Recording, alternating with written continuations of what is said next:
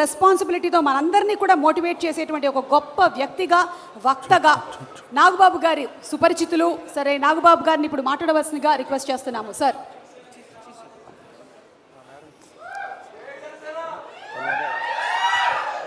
మీరు ఈరోజు ఒక ప్రొడ్యూసర్ గారి హస్బెండ్గా, బెటర్ హాఫ్గా వచ్చారా, లేదా ఒక తండ్రి బాధ్యతలో వచ్చారా, లేదా ఒక యాంకర్గా నాతో మాట్లాడడానికి వచ్చారా?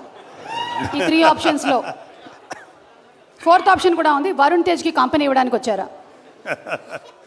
లేదు, సుమ అద్భుతంగా యాంకర్ చేస్తుంది కాబట్టి చూద్దామని వచ్చాను. మిగతా అన్ని పద్మజ గారు, ఐఎమ్ సో సారీ.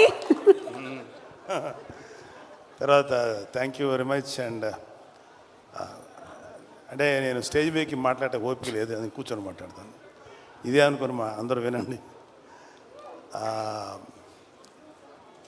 ఈ వంశీ ఏదో డైరెక్టర్ వంశీ తోటి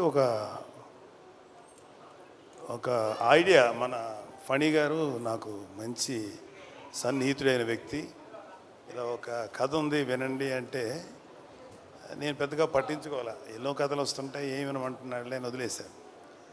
ఈలోగా న్యూయార్క్ కూడా అని అడిగితే నేను వింటాను అంది. న్యూయార్క్ వినిన తర్వాత నన్ను అడిగింది, ఒక్కసారి కథ విను నాన్న, నాకైతే బాగా నచ్చింది అంటే, ఏముంది వీళ్ళు అంటుంటారు కదా. సరే, నిన్న ఆ వంశీ అనే అబ్బాయి మాత్రం ఆల్మోస్ట్ ఫైటింగ్లో ఒకటిను డ్యాన్స్లో ఒకటి చేయలే, మిగతా అన్నీ స్క్రీన్ మీద చేసి ఇంక్లూడింగ్ హీరోయిన్ క్యారెక్టర్తో చేసి చూపించాడు. కాకపోతే ఆ పెర్ఫార్మెన్స్ కంటే కూడా బిహైండ్ స్క్రిప్ట్ ఎంత పవర్ఫుల్గా ఉందని నేను అది ఆలోచించాను. నాకు చాలా నచ్చింది. నాకు చాలా నచ్చిందంటే ఈ సినిమా పర్ఫెక్ట్గా ప్రజెంట్ చేస్తే మాత్రం మంచి సినిమా అవుతుంది, మంచి సక్సెస్ఫుల్ సినిమా అవుతుంది అని అప్పుడు నేను అనుకున్నాను. అయితే నేను ఒకటి అనుకుంటాం కుదరదు కదా, చాలామంది విని బాగుంది అనుకున్నారు.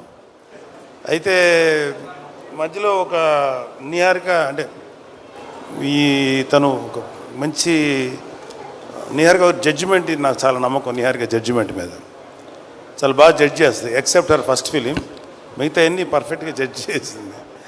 అది సినిమాలో యాక్టింగ్ కానీ లేకపోతే ఎస్పెషల్లీ ఈ OTT platforms.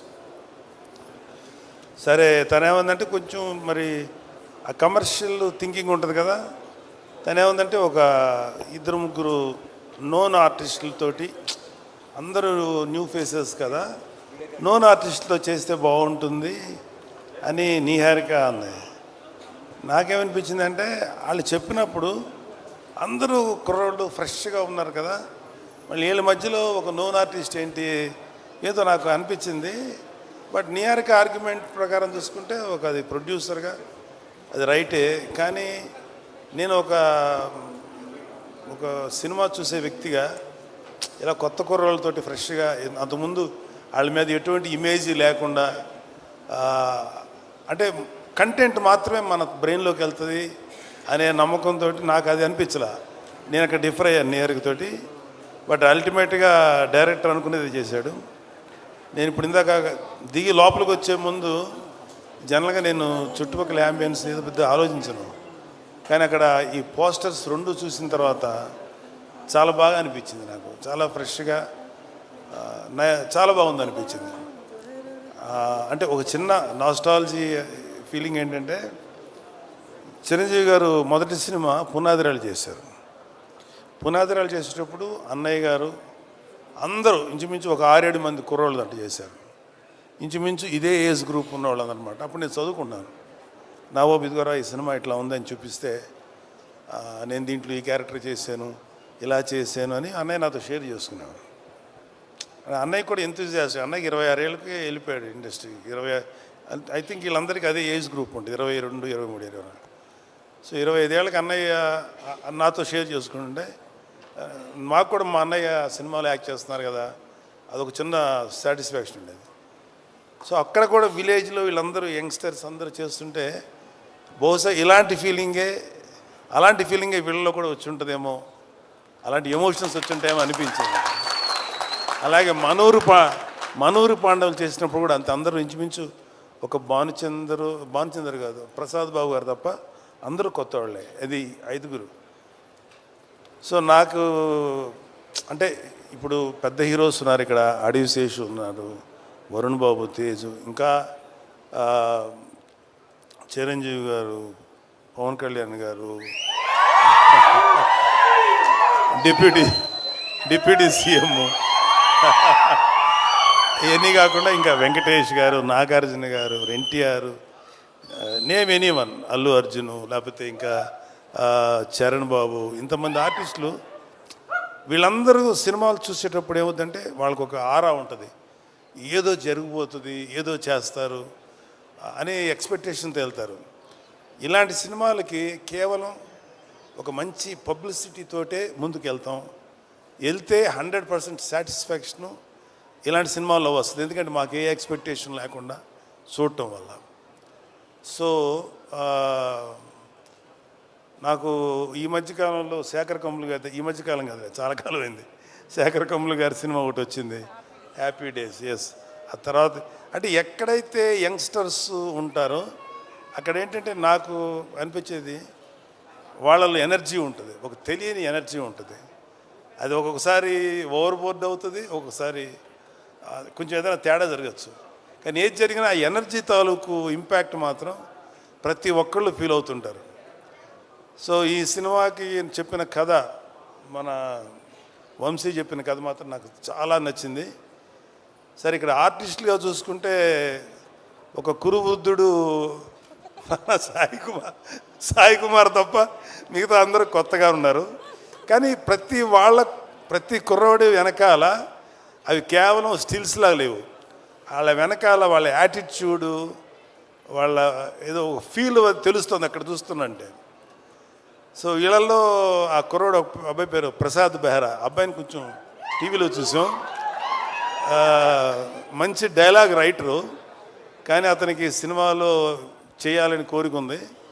Prasad, you can try for a good dialogue writer, అది కూడా ట్రై చేయి. ఎందుకంటే కొన్ని ఎపిసోడ్స్ చూశాను టీవీల్లో తను చేసింది, చాలా బాగా రాస్తున్నాడు, చాలా కాంటెంపరీగా రాస్తున్నాడు. మిగతా వాళ్ళ గురించి నాకు ఇంకా డీటెయిల్ తెలియదు కాబట్టి తప్పుగా అనుకోకండి, మీరు అందరూ డెఫినెట్గా ఎక్సలెంట్గా చేస్తుంటారు. నేను ఆ ట్రైలర్ చూసినప్పుడు మాత్రం నాకు చాలా బాగా చేశారనిపించింది అందరూ. అండ్ ఈవెన్ హీరోయిన్స్ వాళ్ళ పాత్రల పరిధికి చాలా బాగా చేస్తుంటారని ఎక్స్పెక్ట్ చేస్తున్నాను. మ్యూజిక్ డైరెక్టర్ అనుదీప్ కూడా చాలా మంచి సాంగ్స్ ఇచ్చారు కాకపోతే నాకు అనిపించింది ఏంటంటే అనుదీప్ కూడా ఒక క్యారెక్టర్ చేస్తుంటే ఏమైపోద్ది, ఇంతమందిలో అతను ఒక క్యారెక్టర్ చేస్తుంటే పోద్ది కదా ఒక క్యారెక్టర్ అనిపించింది. కానీ డైరెక్టరు నిన్ను తొక్కేసాడు అనుదీప్. మిగతా ఆర్టిస్టులు అందరూ కలిసి నిన్ను వస్తే నువ్వు ఎక్కడ డామినేట్ చేస్తావు, నిన్ను తొక్కేశారు, నిన్ను కేవలం బిహైండ్ ది కెమెరాను పెట్టారు.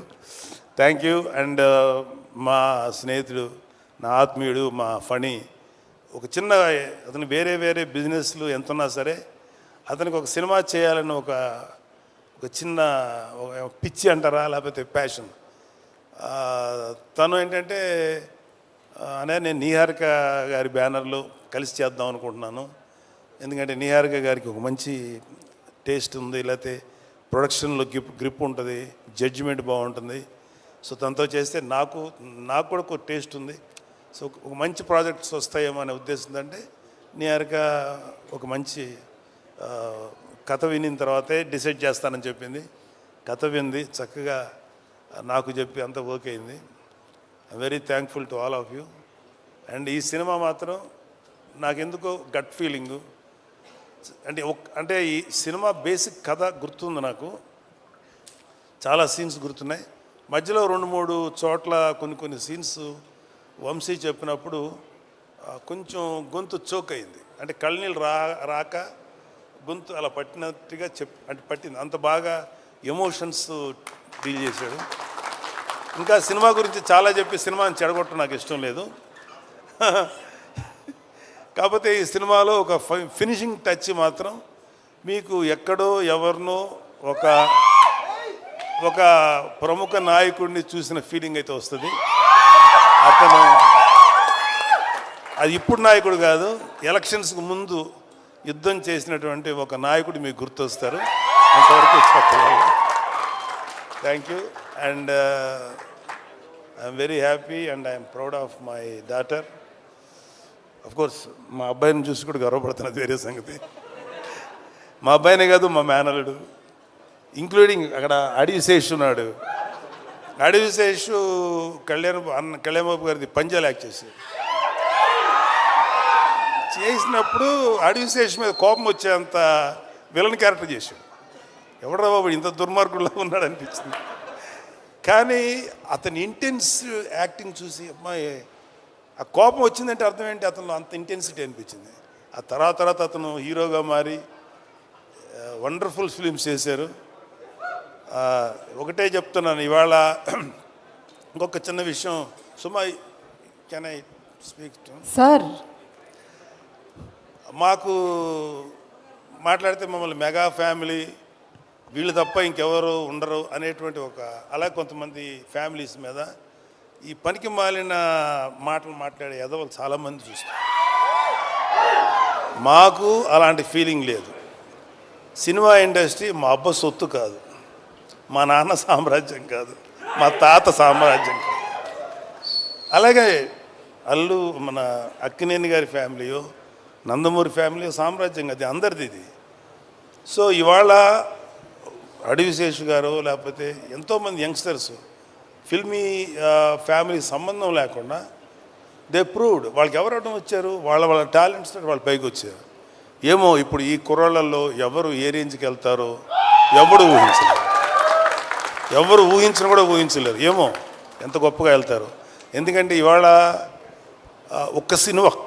ఒక సినిమాలే కాదు, ఎన్నో ఓటీటీ ప్లాట్ఫామ్స్ ఉన్నాయి. వాటిలో దేంట్లో వచ్చినా అద్భుతమైన పేరు వస్తుంది.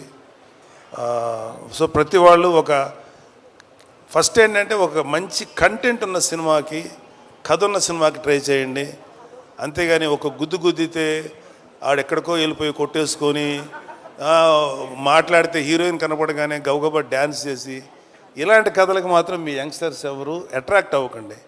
కంటెంట్ ఏంటో చూడండి. ఆ విషయంలో నాకు శేషు నచ్చుతాడు అండ్ వరుణ్ బాబు నచ్చుతాడు. ఈ మధ్యన మా తేజు నచ్చుతున్నాడు.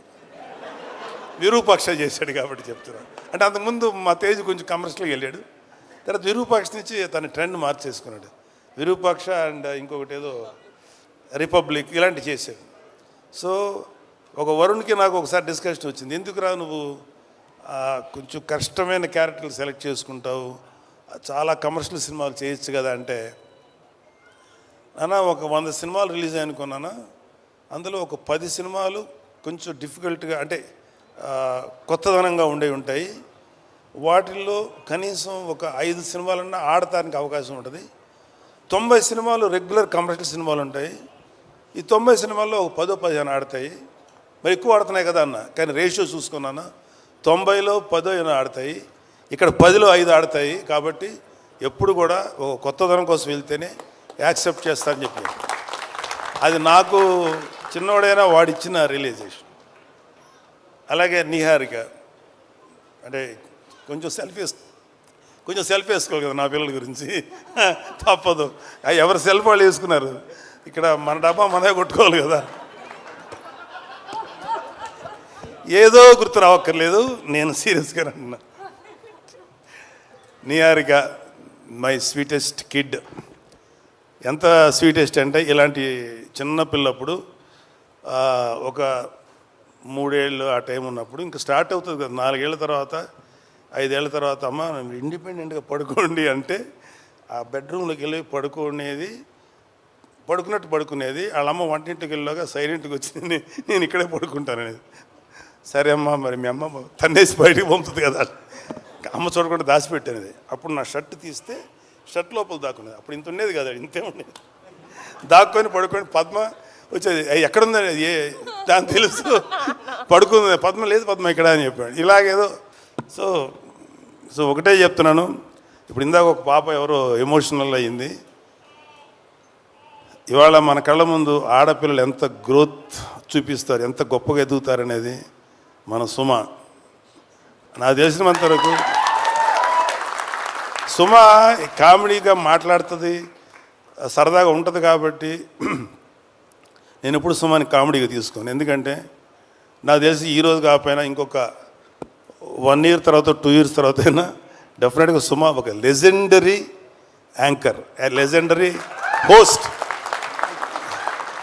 సుమా చాలా గ్లామరస్గా స్టైలిష్గా ఉండదు. సుమా ఎక్కువ ఏమన్నా, కానీ సుమా స్టేజ్ ఎక్కిందంటే దుమ్ము దులిపేస్తుంది. నేను చూసింది సుమా ఉందా పర్లేదు కొంచెంసేపు మనకి టైం పాస్ అవుతుంది అని, అలా ఉంది సుమా. జబర్దస్త్ వాళ్ళ అదృష్టం ఏంటంటే అప్పటికి జబర్దస్త్ వాళ్ళు రాకముందు సుమా ఇండస్ట్రీకి వచ్చింది. సుమా జబర్దస్త్కి రాకుండా చాలామందిని కాపాడింది. అంత గొప్ప అంటే ఆడవాళ్ళల్లో అంత కామెడీ ఉంటుంది అనేది నాకు కూడా అందలేదు. సుమాన్ చూసిన తర్వాత అమ్మ తక్కువ వాళ్ళు కాదురా బాబు. అలాగా ఆడపిల్లలందరూ కూడా జస్ట్ బ్రేక్ యువర్ చైన్స్. ఎవడు కూడా మిమ్మల్ని ఆపడానికి ట్రై చేస్తే మాత్రం మీరు ఆకండి. Prove yourself. The world is yours. ఈ ప్రపంచం మగవాళ్ళది ఒక్కడిదే కాదు, ఆడపిల్లలది కూడా, మీది కూడా. అలాగే ఆడపిల్లలు కూడా ఒకటి గుర్తుపెట్టుకోవాల్సింది ఏంటంటే లిమిటెడ్ థింకింగ్లో ఉండకండి. అమ్మో వాడికి వెళ్తే ఆయన ఏమంటారు, లేదా సార్ ఎవడి కోసం ఎవడు భయపడక్కర్లా. ఇవాళ your all in safe hands. ఇవాళ అటు తెలంగాణలో కానీ ఆంధ్రాలో కానీ ఆడపిల్లలకి అద్భుతమైన సేఫ్టీ ఉంది. ఎవడైనా ఆడపిల్లల్ని కానీ ఏదైనా చేస్తే మా దృష్టికి వస్తే మడత పెట్టి లోపల పెడతాం, తాట తీస్తాం. Don't worry. అమ్మాయిలు పాపలు మీరంతా చక్కగా కష్టపడి మంచి పేరు తెచ్చుకోండి. నాకు ఇంకా అమ్మాయిలు ఇంకా సినిమా ఇండస్ట్రీలో కేవలం గ్లామరస్గా ఉండే క్యారెక్టర్లు కాదు, డైరెక్టర్లు అవ్వాలి, కెమెరామెన్లు అవ్వాలి, మ్యూజిక్ డైరెక్టర్స్ అవ్వాలి. ఇంకా చాలా గ్యాప్ ఉంది. ఇదిగో ఈ మగ బ్యాచ్ని అందరినీ కొంచెం డామినేట్ చేయండి మీరు కూడా వచ్చి. Thank you, all the best. I wish all the best committee. Thank you so much Nagababu garu. As usual you inspire all of us అండి. అండ్ మీరు చెప్పినట్టుగానే ఆడపిల్లలు అన్ని రంగాల్లోనూ ముందుకు దూసుకొని రావాలి. అండ్ ఆ ఆడపిల్లలకి ఇలాగే ఇంట్లో మీలాగా నాన్నలు సపోర్ట్ అందించాలి, అమ్మలు సపోర్ట్ అందించాలి, పెళ్ళిళ్ళు అయిన తర్వాత కూడా వాళ్ళ ఇన్లో సపోర్ట్ అందించాలి. ఒక ఆడపిల్ల బయటకు వచ్చి వర్క్ చేయాలి అంటే కంప్లీట్ ఫ్యామిలీ వాళ్ళతో పాటు నిలబడి సపోర్ట్ అందించాలి అని మనస్ఫూర్తిగా కోరుకుంటూ ఉన్నాము. Thank you.